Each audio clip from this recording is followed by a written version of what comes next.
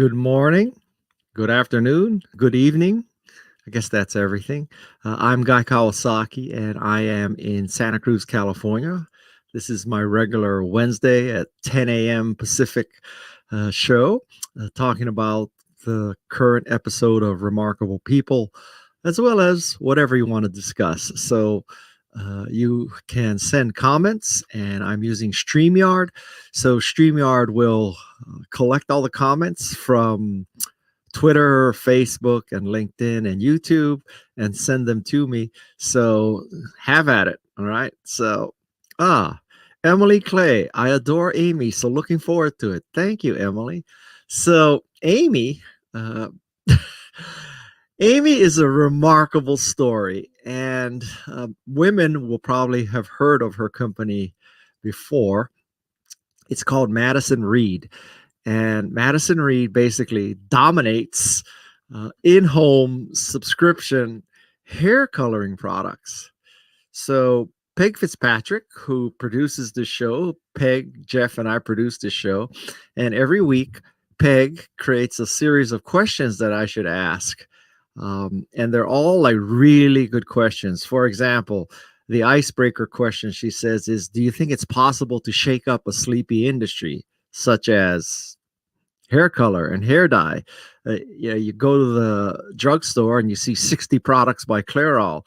So that's the question she suggested as the icebreaker question. But I always sort of go off track. So I am going to ask you to answer the question that I'm going to pose right now. So Madison Reed started with hair color products for women. And apparently, lots of women spend $200 every few months to color their hair. And now, because of the pandemic, many of the salons cannot operate. And also, $200 every few weeks is a lot. So what Madison Reed has done is change that business. So now you can subscribe, you can go online. There are colorists who can help you one-on-one in Zoom calls. There's also group Zoom calls to talk about hair dye. It's a really fascinating application of technology caused by the pandemic. So my break the ice question is, they have now branched out into hair color for men. So the question is, and I'll show you the top of my head. So, yes or no, should I do hair color on my hair? Because I'm losing a battle to white and gray. Actually, I think I lost the battle already. So the question is, and I'm going to go to public here. I have to switch here. Question is, should I do this? Now, my greatest fear is that I do this and all of a sudden my hair is instantly completely black and I look like Wayne Newton. Amy says that won't happen. What will happen is that it will become less gray, not black. And even if I don't like it, the way the men's product works, if you shampoo 3 or 4 times, it'll take it all off. But still, it's kind of risky for me. So I want you to know, God, everybody's saying no. Okay, well, I guess that answers that question. I thought everybody would say yes, and then we could do like a special version, and I could like do it live. So I guess Peg was right, and I should ask the question: can you disrupt the sleepy industry? So truly, hair color was a sleepy but large industry, and Amy Errett has totally disrupted it because of her use of technology. She didn't exactly pivot because she was already using the internet to sell stuff, but she had, I think, about 10 or 12 salons, planning to go to 25. And then the pandemic hit, and that sort of threw a little kink into that idea. So she's gone and created just absolutely great digital technology to sell hair dye. So what do you think of that? Obviously, she has disrupted a successful and stayed industry. Now, do you think that that's a common and easy occurrence? I think that it's probably more common and more possible than people think, because the status quo, typically fat, dumb, and happy, you can be disrupted. And think of Airbnb and the hotel business. Think of Uber and the limo and car rental business. So Uber, DoorDash, Drybar. Drybar is a great analog to Madison Reed, because Drybar, which was a series of salons where you went in just to get your hair blown, uh, that certainly changed the business too. So let's see. Uh, I think we'll have to tally this later. Let's see here. Let's get the little feeling here. I think the consensus is that no. Although Elliot, being from Miami, of course, he says to try it because he's a Miami kind of guy. Anyway, so that's one question. So Amy got her start really in technology. She was a venture capitalist at two firms. She actually worked for Maveron, the Howard Schultz of Starbucks venture capital firm. And if you subscribe to my podcast, you got an email this morning explaining Amy's background. And in that email, I made a mistake. I called Maveron Mavericks. So that's a mistake. It's Maveron, not Mavericks. I guess I had Mavericks on the brain because about 10 days ago, my daughter paddled out to Mavericks to surf. And if you know about surfing, surfing at Mavericks is kind of the Super Bowl of surfing. I mean, it wasn't one of those 60-foot days, but even a small day at Mavericks is rather scary. Like, I would never even paddle out. It scares me to even go on the shore and watch it, much less paddle out. So my daughter paddled out and she tried to catch a wave, but she didn't. But that's a whole different story. It's inevitable that she catches a wave. Of course, a few days later, she was surfing in Santa Cruz and she fractured her humerus surfing. So, I mean, welcome to my life. So my daughter is into big wave surfing. One of my sons is into wingsuiting. Another of my son, he's engaged, so he's gone conservative. And the last son is not a big wave surfer, but a very, very active longboarder. So we live dangerously in the Kawasaki family. So let's start sending me questions because, here we go. Elliot Grossbar, love the podcast. What are your thoughts practically on disrupting industry in the midst of being disrupted? Higher education. Let's see here. I mean, my phone just went off. I want to make sure that Peggy or Jeff is not telling me something's going wrong. So, I think that disruption is one of the greatest things you can do to create value, create wealth, and dent the universe. And if you think about it, the companies that we all know and love and admire all disrupted something. And Apple obviously disrupted the personal computer business. Well, you could say it started the personal computer business, so it disrupted the mainframe and mini computer business. Certainly it changed the phone business. Certainly it changed the digital music player business. And as we mentioned, Uber, eBay, it used to be that you had to buy stuff from someplace close that you could drive and pick it up, especially if it was used. Now you can get it from anywhere in the world. Amazon disrupted. Basically, I think that capitalism rewards disruption. So, yeah, Elliot, disruption is the way to go. Let's see here. Looking for questions. I hear Madison Reed ads all the time while my life is listening to Dr. Laurie's podcast, and she is a customer because of it. Yeah. Again, I could do it next Wednesday. You might see a new version of Guy. All right. Let's see.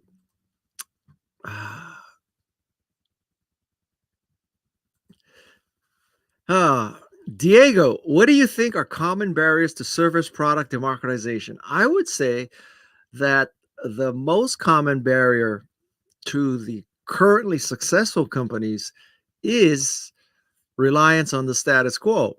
And I don't mean to say that that's always intellectual laziness or stupidity. There are so many pressures once you are successful to merely try to continue the success as opposed to disrupt the success. So, particularly if you're a publicly traded company. So, if you're publicly traded, every 90 days, you have to show up with good results, and very few disruptions can succeed in 90 days. And I think the mother of all these examples, of course, may be Kodak, because in 1975, an engineer at Kodak invented digital photography. Uh, that clearly became disruptive to the photography business. But did Kodak, who invented it, really profit from it? Not at all. And of course, can you imagine if you were the engineer who invented digital photography and you went to your boss and you said, I figured out a way that people don't need to buy film? That's what you call a career limiting move. So I think that's the biggest barrier. And the second barrier, I think, is just habit. So it's not only that you always have to, make money in the short term, but at some point, it becomes a habit that, this is what we do. We add chemicals to film or add chemicals to paper. That's just like making a digital sensor is outside that wheelhouse. And so a lot of it is just pure habit. And so that's why it frequently takes two guys in a garage or two gals in a garage or guy and a gal in a garage who aren't publicly traded, who don't have the install base as a weight around their necks, who don't know what they don't know, to invent the future. And that's the story of Silicon Valley. So let's see here. In this challenging time, how would an inventor get his prototype in front of the right decision maker? Dan, that's always an issue.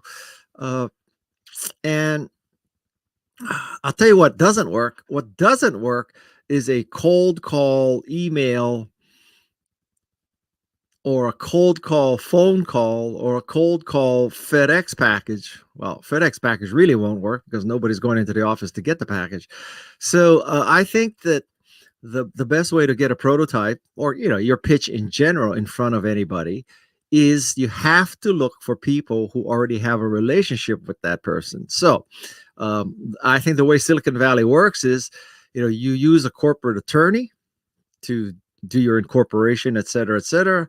This corporate attorney works at one of the 5 or so main corporate finance legal firms, for example, Wilson Sonsini. So if your lawyer works for Wilson Sonsini, and of course your lawyer, you're paying that person, so that person is going to be familiar with your business. So if that lawyer calls up his buddy on Sand Hill and says, listen, I just seen something that's better than Google, trust me, your prototype will get to that VC. So one is lawyer. Another is the executives of a company currently in the investor's portfolio. So somebody who's the CEO of a company funded by a firm. You ask that CEO to contact the venture capitalist who is his partner at the firm to give you a referral, assuming that the partner likes your friend, the CEO, and assuming that the CEO likes what you've done, that will work. A third path would be if you're younger and you're in school or just out of school, if you're a professor who has this academic credentials and probably knows the venture capitalist, says, listen, these 2 students of mine just showed me something that's better than what Larry and Sergey showed me with Google. You should take a visit with them. Trust me. Stanford professor calling venture capitalists on Sand Hill who taught Larry and Sergey or Jerry or David Philo. I just mentioned the 4 founders of Google and Yahoo. If they said, yeah, I taught those 4 people, and what this kid just showed me is better than what they did, you'll get in front of them. So the message is that the direct route, the over the transom, the cold call, not going to work. So you have to find somebody who already knows the VC, uh, which, that's still hard, but that's easier than me saying you have to already know the VC. At least, you have a couple of degrees of separation there that can help. Okay. Next question. How does one capitalize on someone else's disruption? Uh, well, there's two ways. There's the Microsoft way. You see what Apple did and you copy the user interface. That worked. Microsoft is very successful. Another way is that if your perception is that the disruption is a freaking tsunami, you jump on a boat on the tsunami. And for example, you could make the case that the tsunami was smartphones, and Instagram jumped on the smartphone tsunami to create a picture sharing service. So, knowing what you see, if right now you're looking at pandemics and you're saying, well, online education is a tsunami, what can I do to get on that tsunami? That would be the attitude. Canva, I'm the chief evangelist of Canva. And with Canva, it's pretty obvious that people were starting to love graphics, and graphics make you a better communicator when most of the world is using pure text. So that was a tsunami, and Canva jumped on it by enabling people to create graphics for themselves. So that's the way you do it. So next question. What are the 3 attributes business, small or big, will have to focus on 2021 to stay relevant? Huh. I think that, of course, there's product quality. So, the usual answers are product quality and service. I would say a third one is availability, that, just being able to fulfill is now a very important variable. Prior to the pandemic, you kind of assumed that you could have every phone in every shade of color with every memory configuration. You assumed that you could have every printer, every gizmo, every car, everything. And that's no longer the case because of shortages and supply chain disruption and Donald Trump's war with China. So now I think one of the key variables that wasn't top of mind before is, can you ship the product? That's not a automatic yes anymore. So I think that's the variable to look at.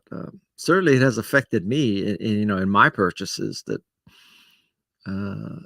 there is nowhere near the selection. And of course, I also learned the lesson, which is, without having nowhere near the selection, basically you take what's there. So availability and actually being able to ship is an important variable that wasn't before.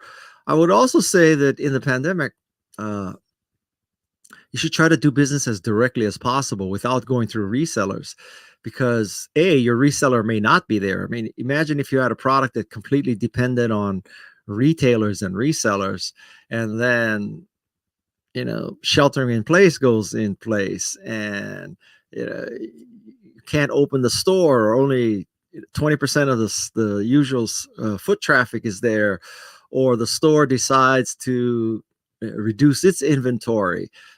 So you're at the whim of a store. I think now is the time to do business directly, if you at all can. So next question. Please suggest to new entrepreneurs how to survive in this tough and hard time of COVID-19. I am basically, cash is king, cash is queen, cash is everything. So it is going to be, I don't think the battle is over. So yes, there are 2 vaccines now, but in the United States anyway, we're failing dismally at getting the vaccines out. What a surprise. And, we're trying to think, so maybe by June, we could have most people vaccinated. Knock on wood that happens. But, well, come January 6th, all things change, right? So I'm not saying Joe Biden can magically, make distribution and vaccination happen, but it's not going to be this cluster screw up that it is now. So yeah. Um, yeah, so it's conservation of cash, doing business direct, simplifying your product line, tapping your email, tapping social media. It's those kinds of things. So let's see. Taking inspiration from your TED Talk about innovation, my focus has been on projects that change the world. Thank you for your words of wisdom. It had opened many doors. Well, thank you, Sam. That made my day. Thank you very much. So, by the way, listen, the reason why we're doing this live is the podcast, and the podcast is called Remarkable People. And today's guest is Amy Errett. She is the CEO and founder of Madison Reed. If you want to learn how to take a big problem, as people say, take lemons and make lemonade, listen to this podcast about how quickly she adapted to the pandemic and how she adapted the Madison Reed business model from a salon business with some subscription to purely online. And using Zoom, using not virtual, I mean, colorists that you dealt with online as opposed to in person. It's a really, really great story. And it may lead to darker hair for me. So let's see. Emily, what is the best way to find a co-founder? Mine took a full-time job. Accelerators, networks. Emily, I think the answer to that question is you just have to put yourself out there. That it just takes a lot of networking, a lot of contacts. The times when I've founded a company, I always did it with people I knew for a long time, as opposed to, I met at a frat party last weekend. Now, I would say let's look at the great founding teams. So Steve and Woz went to high school together. Jerry and David went to Stanford together. Larry and Sergey went to Stanford together. We're kind of seeing a pattern here that it's the friends you make in school. When I co-founded companies, it was people that I had worked with at Apple. So I don't know if the right answer for you is go to large networking events and meet somebody who you think is smart and gets it and can help you. I mean, that's a reason. That's a reason why you should always be networking, because years later you may find out that this friend of yours, this acquaintance, is the right co-founder.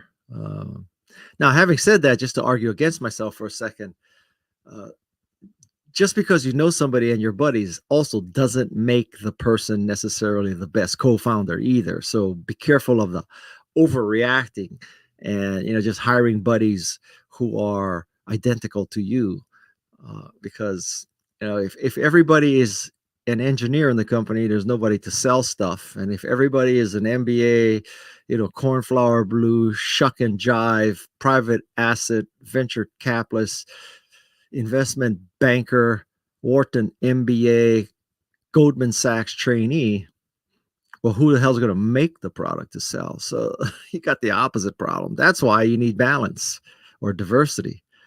Let's see. Is staying small and local considered disruptive when everybody wants to go big and global? Oh, Danilo, I would say my observation is that the companies that achieve ultimate success usually started small and local, and lo and behold, took off. So I don't think that Bill Gates or even Steve Jobs, that on day one they had this megalomaniac goal to control the world. That Bill Gates just wanted to build an operating system for the IBM PC. Stephen Woz just wanted to make computers that sell for the homebrew computing club. And lo and behold, they weren't the only two people in the world who wanted to do this or wanted to have it. So it wasn't just the homebrew computing club. It was ultimately millions of people.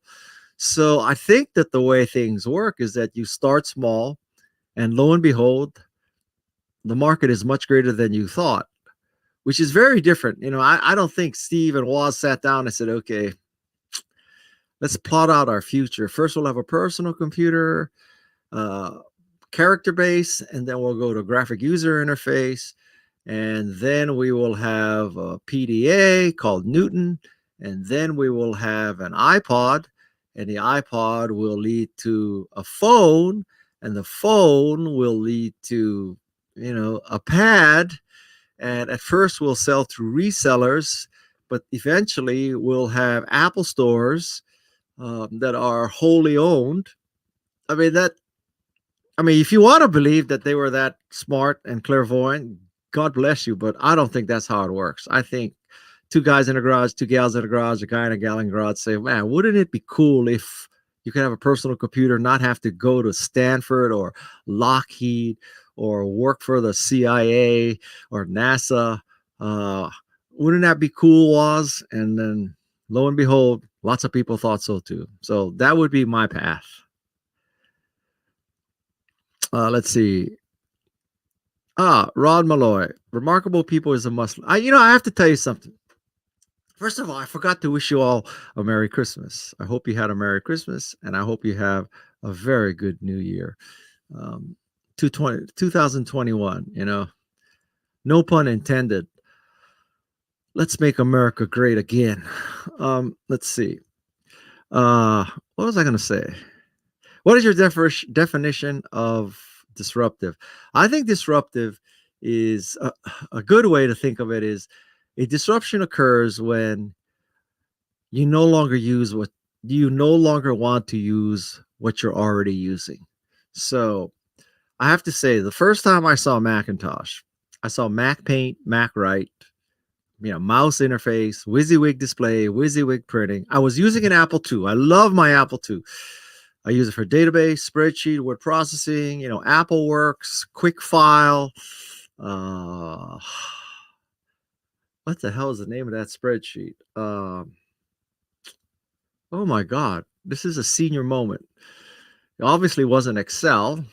It wasn't Multiplan. It wasn't 1, 2, 3. VisiCalc. Holy cow. How could you forget VisiCalc? Okay, so I was fat, dumb, and happy using Apple II. And then I saw Macintosh, and man, the angels started to sing. The clouds parted. The scales were removed from my eyes. And so that's disruption.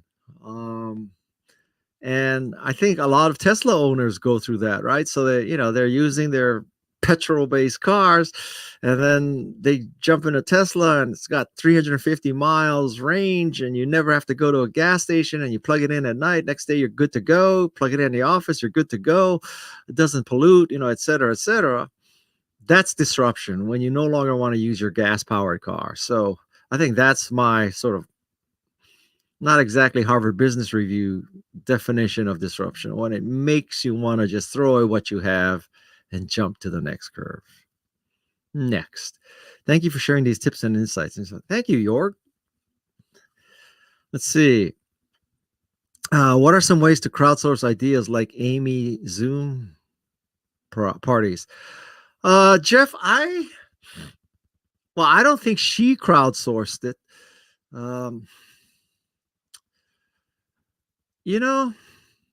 I have to say, I can't tell you that I'm convinced that the way to get really disruptive ideas is to crowdsource.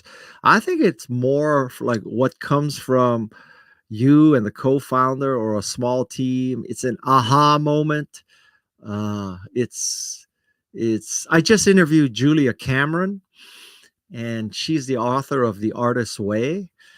And she talks about this concept. I forgot the name she calls it. It's like an artist date or something like that. It's like something where you treat yourself to something that it just brings you pure joy.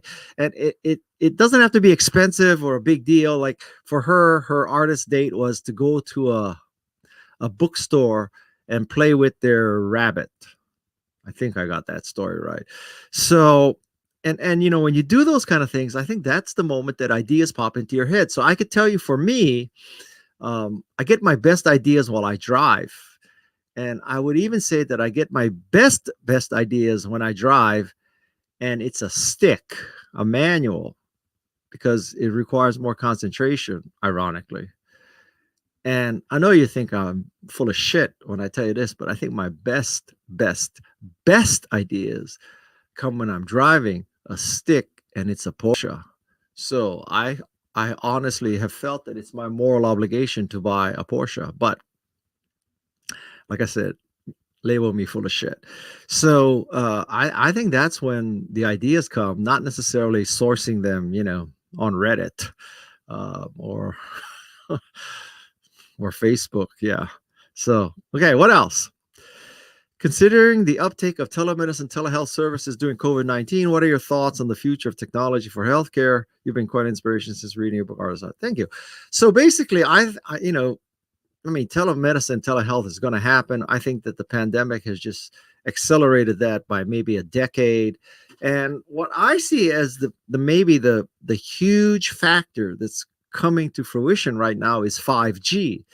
So at 5G, because I had a podcast with the CEO of Qualcomm.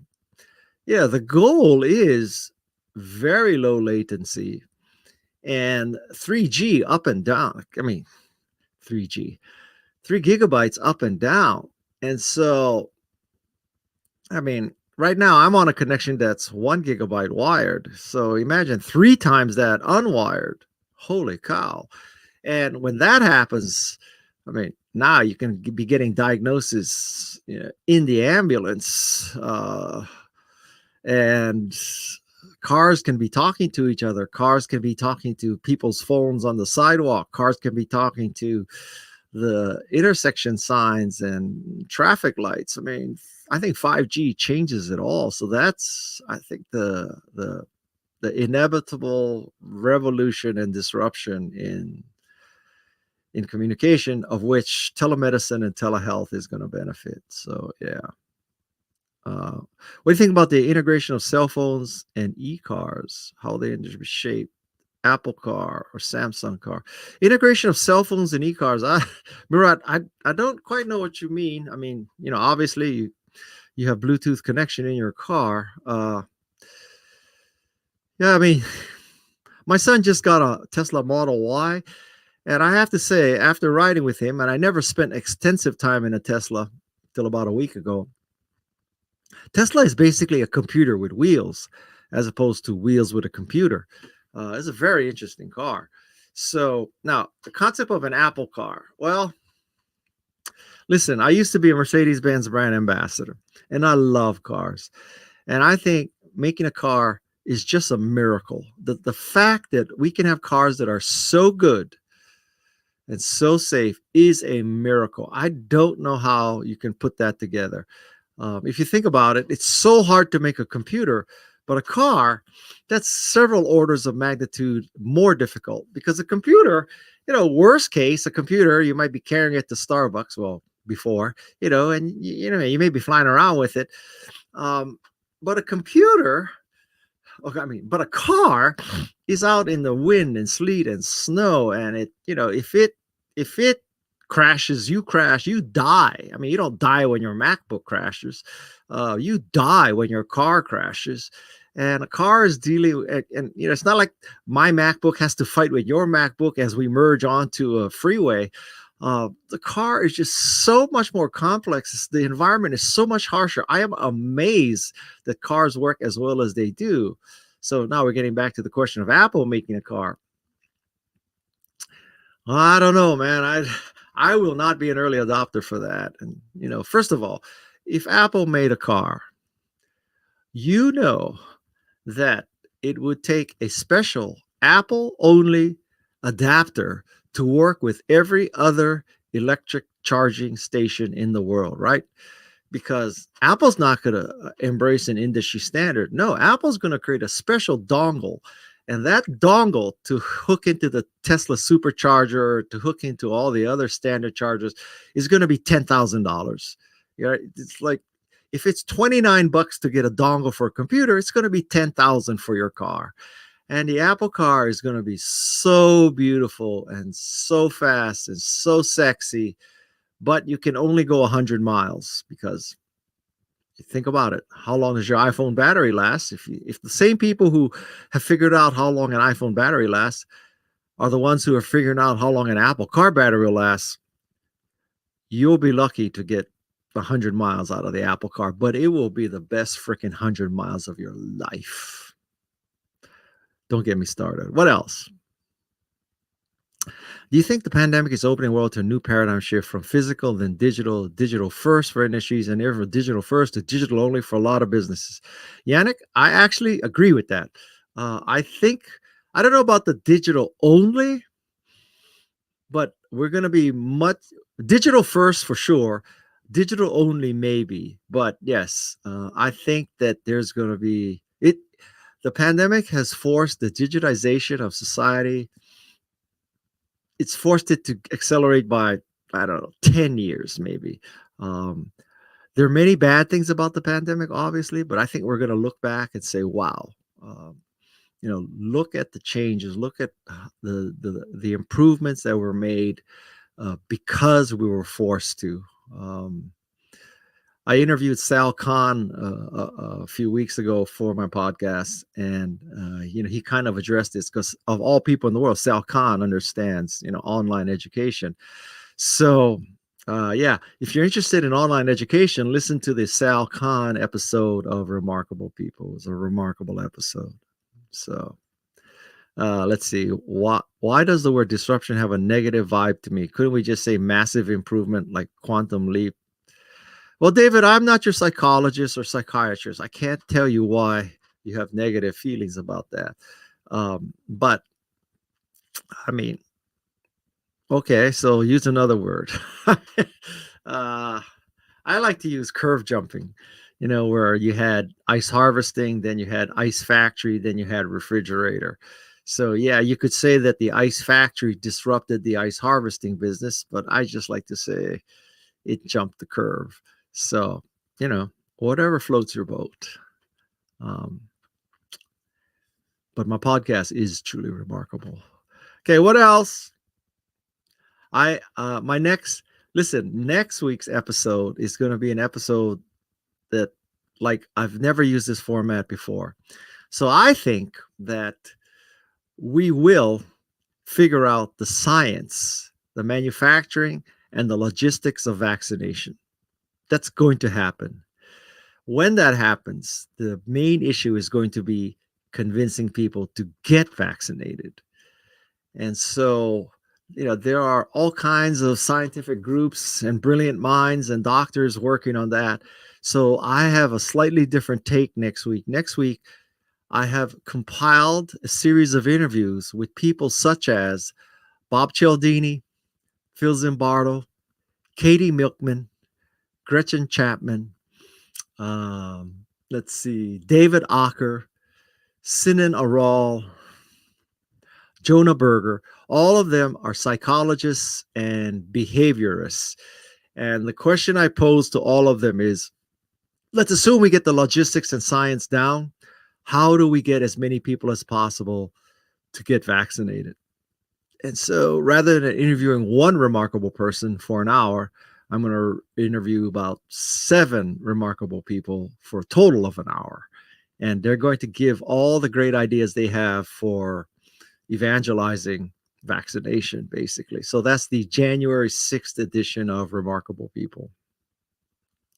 And actually, I kind of need to get going because I have an interview with one of those behavior / psychologists from Cornell, and let me tell you his name. So I'm getting senile. I just met him. So his name is Neil A. Lewis Jr. from Cornell University. I am interviewing him for my Art of Vaccination podcast that will be released on January 6th. Today's podcast is Amy Errett, Madison Reed. If you want to learn how to disrupt a business, how to rapidly, well, not pivot, but rapidly adjust to the changes that the pandemic caused. And also, there's a lot of discussion about beauty and self image and confidence for women entrepreneurs in this episode. So, Amy Errett of Madison Reed, next week is vaccination.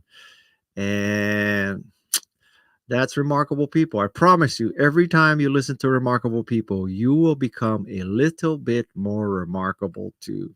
Okay. This podcast, no shit, this podcast is the best work that I've ever done in my career.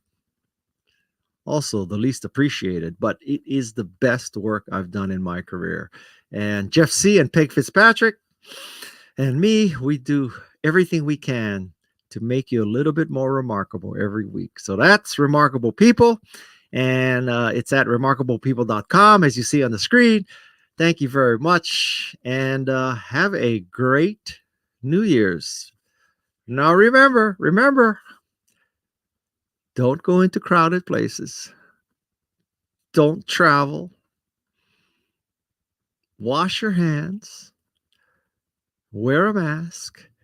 And if you're in the category that you can get vaccinated, oh my God, get vaccinated. I cannot wait for the day. I'm 66, so I'm not in the top bracket because I'm not a frontline essential worker. But yeah, I'm going to get vaccinated the day I can. So, and I heard a great parody, a video on YouTube, and this is going to be my second musical appearance on my live chat, because there's 3 lines in that parody that are just great. And the 3 lines are, wear a mask, get your head out of your ass. I love that. Anyway, Remarkable People, Guy Kawasaki, have a great new year. Thank you very much.